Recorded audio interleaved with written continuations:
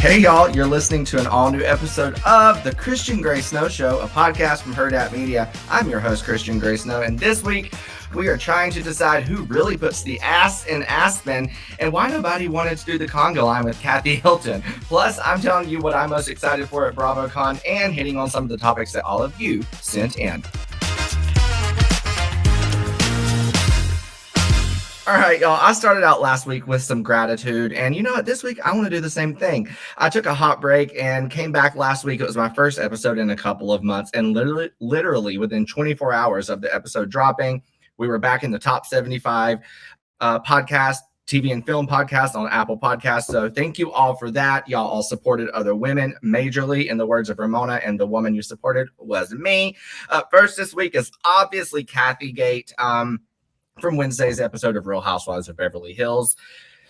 We are finally back in Aspen for, what's been, in my opinion, this has been built up to be such like a chaotic, messy series of episodes. They made it seem like it was going to be this dramatic, traumatic, catastrophic trip, one of the most catastrophic trips ever that we've ever seen. And, we've been told about this impending Kathy Hilton meltdown, right? Well, this week we find out that Kathy's meltdown was triggered by the women not wanting to do the Conga Line. Listen, is it what I expected when we found out about her Aspen drama? No.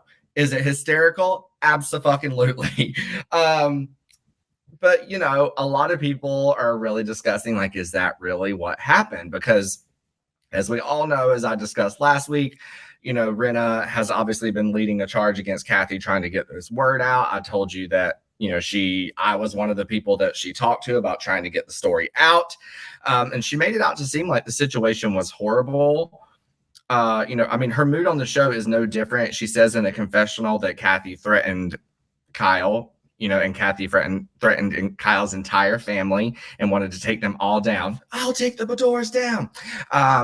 Claiming that Kathy is jealous because Kyle's always been more famous than her.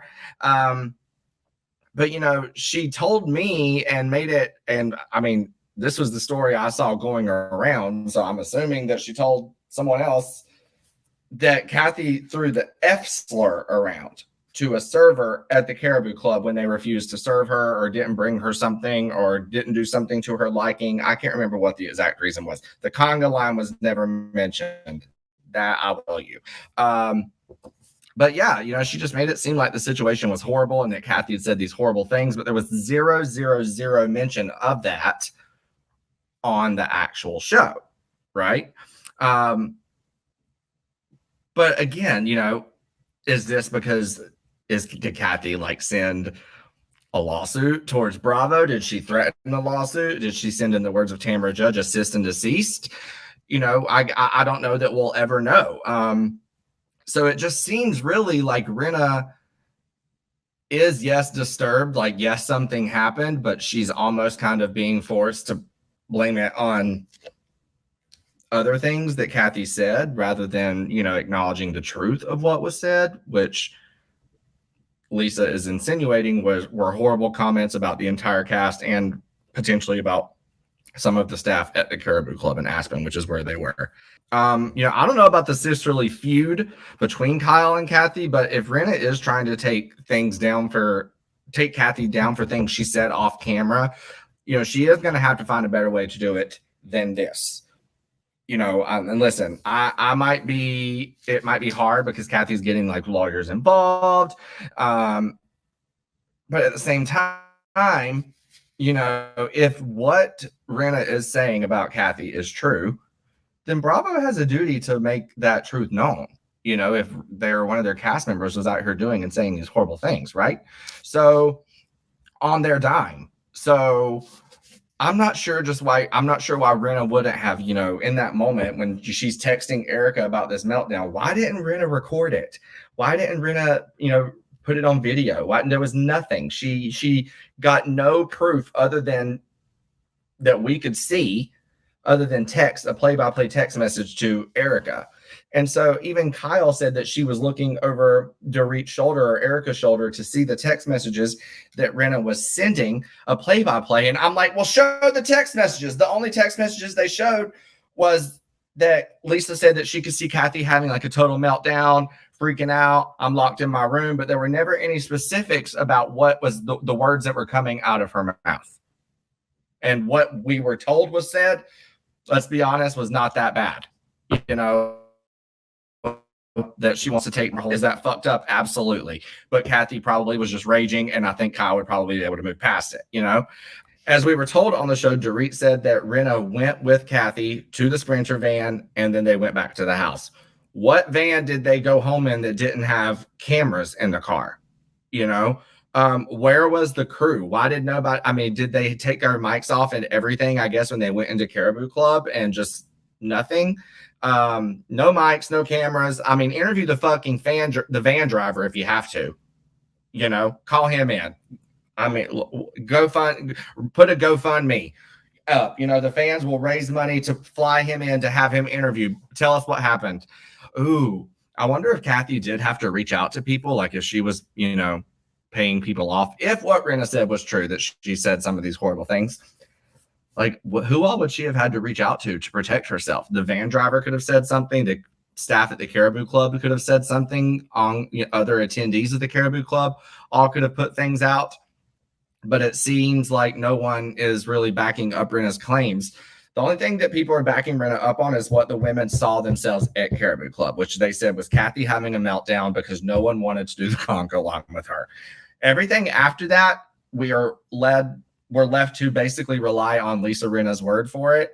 And while I was in Rinna's back pocket for quite some time, you know, we can't trust a damn word that comes out of her mouth. Let's be honest. Let's be honest about it. Well, it's not that we can't trust her. Maybe we can trust her, but she's not made the audience feel that she is a believable source. So no matter what Rinna does or proves or tries to prove, it almost feels like it's not going to work because the majority of the audience doesn't really have much, you know, faith in her anyway. And then add to the fact that you're doing it against powerhouse empire, Hollywood empire, Kathy Hilton, Hotel Empire, the Hiltons. And if they're if they're scaring NBC and Bravo into not airing any of that shit, then sorry, Rinna, your fight is DOA, dead on arrival, baby. You know, I don't know what to tell you. So there's zero footage from the freak out. You know, as I said, we've already seen footage of these women in the vans, like Sprinter van footage. So I don't know why this footage is all of a sudden missing, unless it was because Kathy put a cease and desist out there. Cease and desist. Cease and desist. Cease and desist. Cease and desist. Cease and desist. Tamara said cease and desist. Maybe Kathy put a cease and desist out there. Fuck me, I still can't get it right. Oh God, moving on. That's funny. We'll keep that. That's going to be a great promo for later. Let's see. Another option is that, you know, perhaps they're saving some of this footage, you know, to release later, like whenever they're, you know, maybe they'll be like unseen footage, or when it shows them having that sit down next week between Rinna and Kathy and Kyle, perhaps they'll do some flashback footage then that, you know, corroborates one of their stories or not. Maybe it'll come out at the reunion. Who knows? But it just feels, you know, very disjointed. I feel like, you know, we've had this build up this entire fucking season about Beverly Hills, and, you know, we're just about the Aspen trip specifically, and we're just not really, it's like we're not digging all the way in. It's like we're just scraping. I want to fucking dig. I want to know what happened. You know what I'm saying? Like, so I do think Kathy did probably say some fucked up shit. I do. Network is probably protecting her to some regard. Kyle will probably try to protect her as much as she can as well.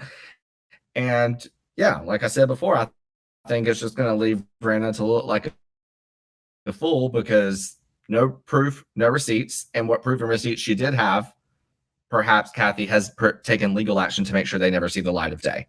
So my guess is probably that she did do something that Rinna is alleging. What we will just never know is if it is as bad or not as bad as Rinna is saying. However, as much as I hate Rinna right now, you do have to admit, why would Kathy need to take all these legal actions potentially if she had done them? And I want to say, like, you know, I love the show. I love the women, but I was talking about, I felt like we could just dig deeper. Like, I did feel like a sense of disappointment when I watched Wednesday's episode. I have to be honest, because I feel like, whenever when it showed them getting on that beautiful Gulfstream private jet and flying out of there, like, I felt like I was leaving something behind. Like, when you go on vacation, or like even when you're packing to go on vacation and you have that like horrible feeling like, God, what am I forgetting? I'm forgetting something. Like, I feel like when we were watching them leave, that's the feeling I had. No, it's not because they were leaving Kathy at the house. It's just that I felt like the story that we have been waiting on for all of these months and months and months was left in the four walls of Kyle's Aspen house. I just feel like, we saw them in Aspen for like 3 weeks, and, they teased the huge blow up, and we essentially saw nothing from it. Nothing. We saw nothing from it. We didn't even, no audio, not even a voice raise. You know what I'm saying? Like,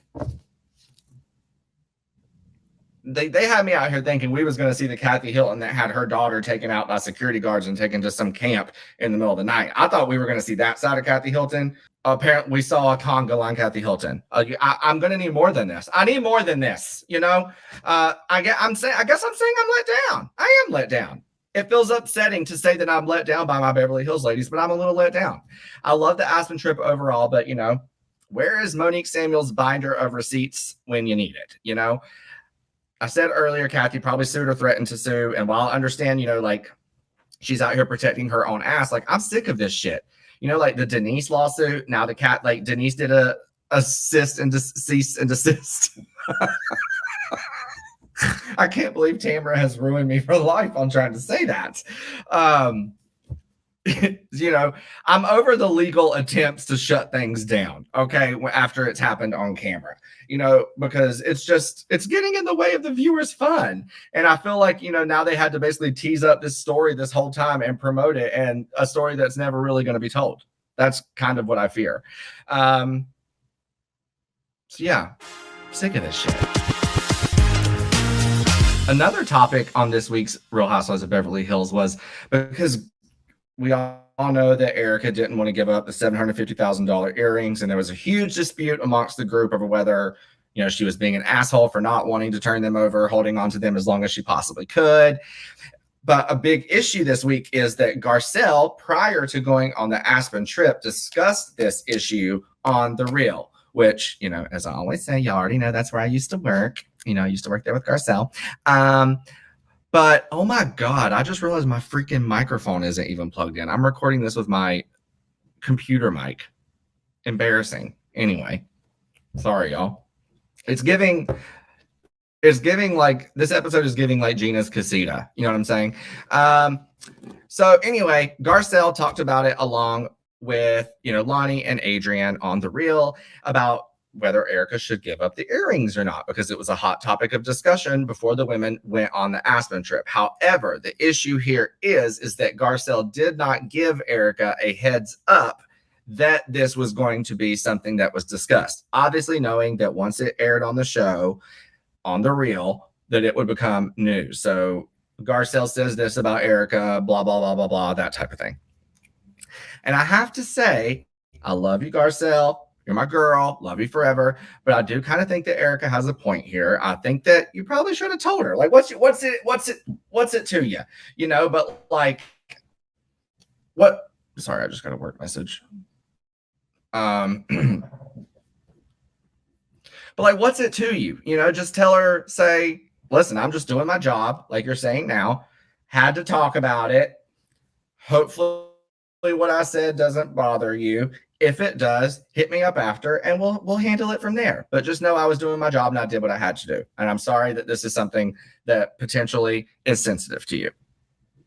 But Garcelle was like, no, sorry. I even saw her on Watch What Happens Live last night. She's like, I don't think I should have told her. Like, it's not my fucking problem.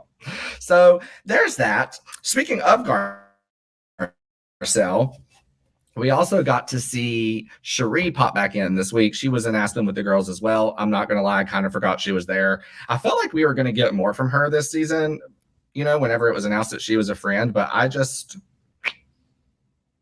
Not doing too much for me, if I have to be honest about it. And then we saw her while Garcelle was off getting ready. They were going to Crystal's birthday party, and Crystal was like revealing this new part of their house, right? And so Cherie shows up to Garcelle's house and takes the card when Garcelle isn't looking and signs her name to it to make it look like the gift was from both of them, knowing good and damn well that Crystal probably won't open it until after the fact that everyone's gone and will literally think it's from both of them, and Garcelle will never have any idea. I don't know how I feel about that. You know, for the woman that is selling knockoff purses on Instagram, it ain't a good look. You know, we got to be honest. Where is the Will Smith money? You were married to Will Smith. I think y'all had a kid together. I want to know, where is the Will Smith money? I know him and Jada have been together for a long time, but there has to be some Will Smith money in Cherie's pockets. Not like if there isn't, to the point where you out here having to shell out fake purses, then we need to have a talk with Will after the Oscar stuff is handled. Will, please give your former wife, the mother of one of your children, some extra coins, for the love of God, so she ain't out here stealing Garcelle's gifts that don't even belong to her to go to Crystal. Period. Something that I thought was also funny, I don't know if anyone else even noticed this, but Crystal was talking at her house. She said, "It's my last year of my 30s." And everyone was like so disgusted that, you know, she's so young. And there was just this brief moment where it like panned to Erica, and Erica's like, "She's so young." And I don't know why. I just thought it was so, I don't know why I even am talking about that moment. I just have notes here to talk about it. I thought that moment was hilarious. And something else I have to admit, and y'all better buckle up, because I know some of you are going to agree and some of you will probably throw whatever you're listening to this podcast on out the window whenever you hear this. But Erica is the star of this show. Erica is the star of this show. It's true. Like, everything that is talked about on this show is centered around Erica. 99% of it. Almost everything. When she snaps, it's chef's kiss, wonderful television. When she's drunk, chef's kiss, wonderful television. Aside from whenever you came at a 14-year-old, that wasn't cute. But and also she has times where she's really fucking funny too. I just think that she's dark and mysterious. She delivers one-liners like so dramatically and perfectly. It's like you're watching a soap opera. Like, she said that one line last night. It was, "Sometimes those that are doing the best are hiding the most." And I got actual chills. A wordsmith, ladies and gentlemen. Erica Jane is a wordsmith. And at the end of the day, it's her show. We have to be honest about it. In the words of Lisa Rinna, I'm sorry, I have to be honest. Speaking of Rinna, also at Crystal's party, we see something that we don't see quite too often, which is Lisa Rinna refusing to confront Kathy. I don't think she knew Kathy was going to be there. Not that she didn't know. I don't think she expected her to be there after everything she claimed had happened, you know? But I mean, Rinna like clammed up. When the fuck have we ever seen that? You know, like, it was, and all this is coming from the person who, you better believe I'm going to talk about it. You know, these lips were made for talking. That's just what they'll do. Well, not tonight. These lips were made for talking. Then why are they walking out the door?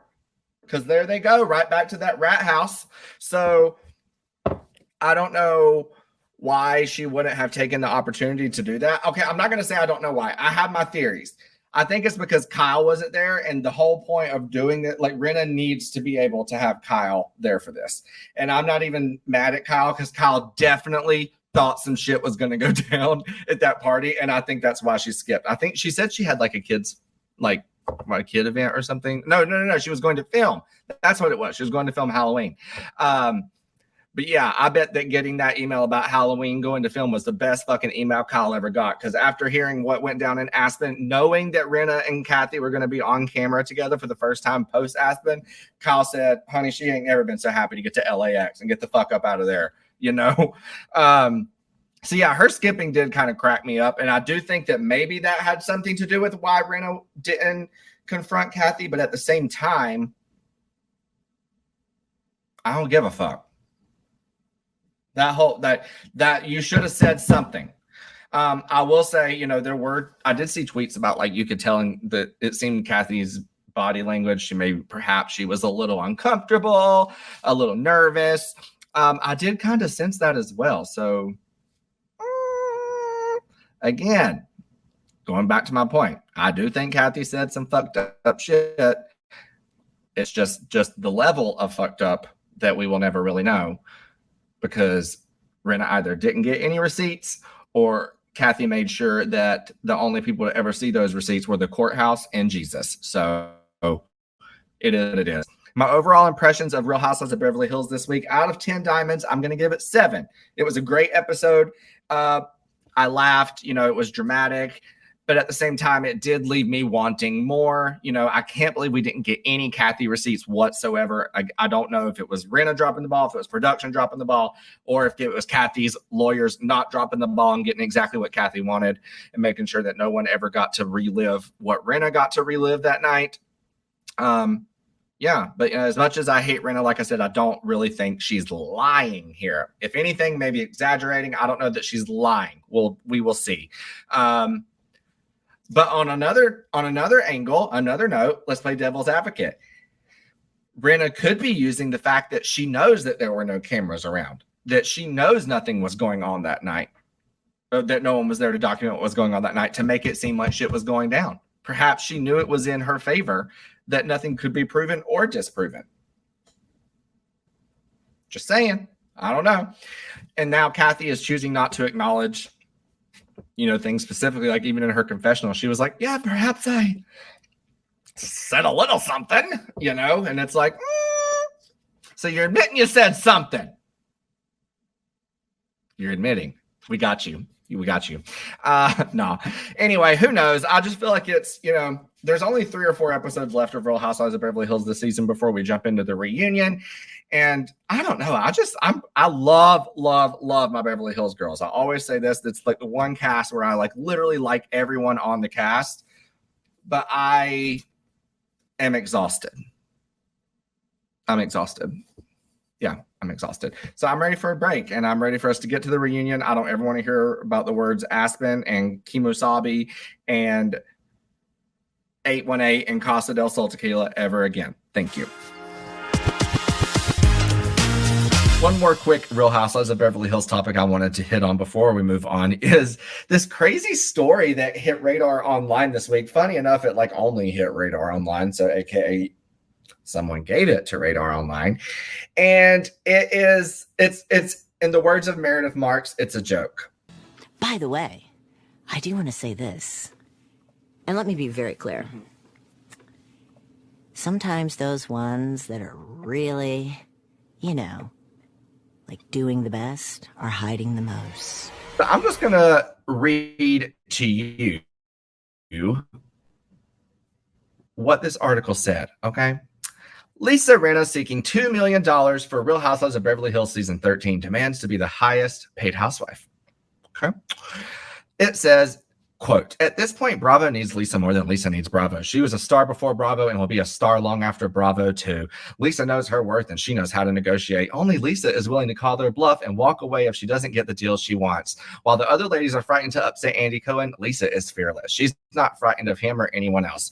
2 things. That's bullshit, because I have literally had talks with Rinna about how she hated her housewife salary. So she clearly doesn't know her worth if she was telling me that she wasn't happy with what she was getting paid years ago. So that's not true, is it, Rinna? And then secondly, this is fucking hilarious, because obviously the person to leak this was Lisa Rinna. And I think that does nothing but indicate and point to the fact that Rinna is probably going to be out of the show. I'm not saying this just because she pissed me off. She knows she's out, and she is trying to control the story, and she's putting it out there that she wants this insane amount so it can look like she walked away.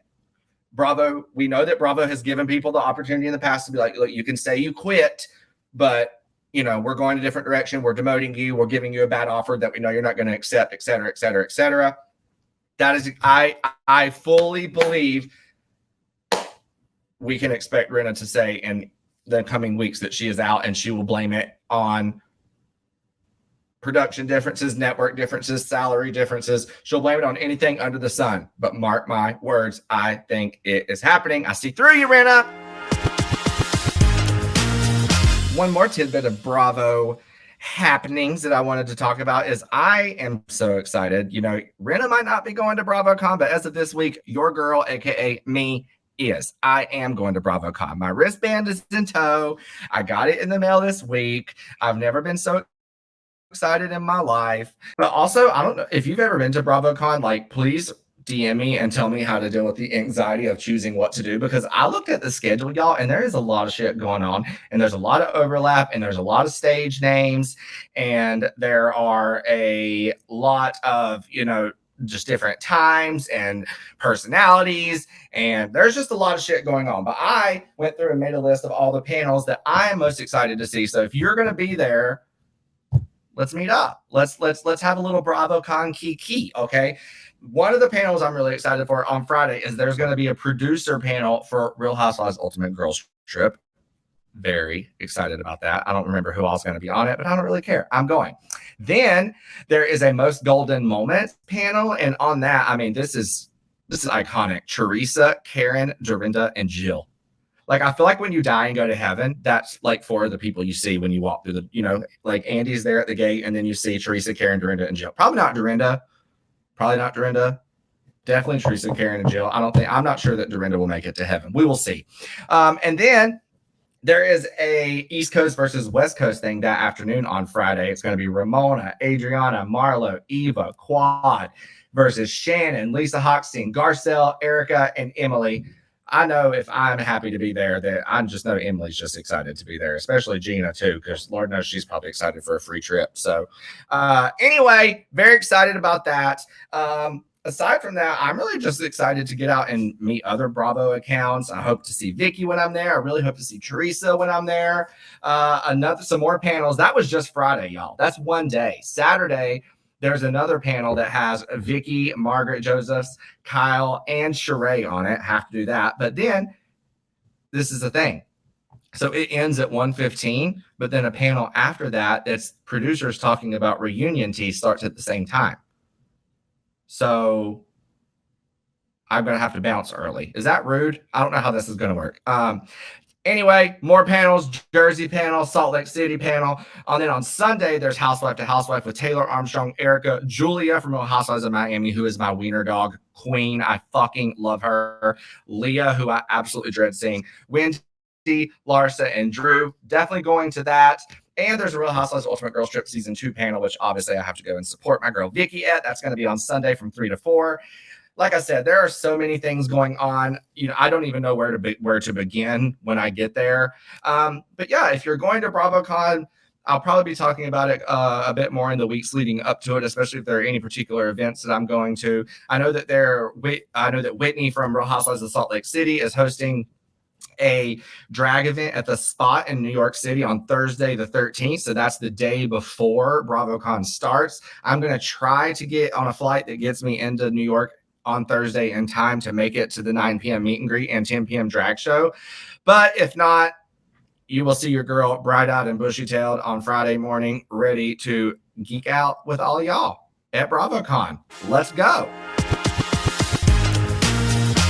All right, to wrap things up this week, we're actually going to take a little step away from the Bravo crowd and going to shift it over to one of my other loves. And that is, ladies and gentlemen, the Kardashians. Okay. If you didn't know, the Kardashians season 2 premiered on Hulu Wednesday night at 9 p.m., aka like Thursday at midnight. You know how they do. And y'all, the episode tore me to shreds. I cried like a little schoolgirl over and over and over again. I mean, the whole thing from the beginning, it was just devastating.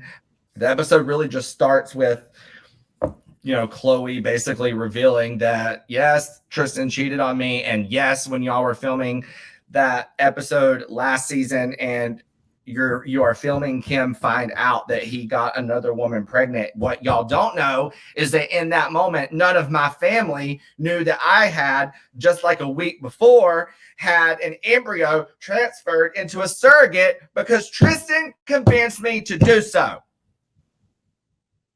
What a sick man. To be pushing like for Chloe to have the embryo transfer, knowing he had another baby on the way with another girl. That is so controlling and like manipulative and sick.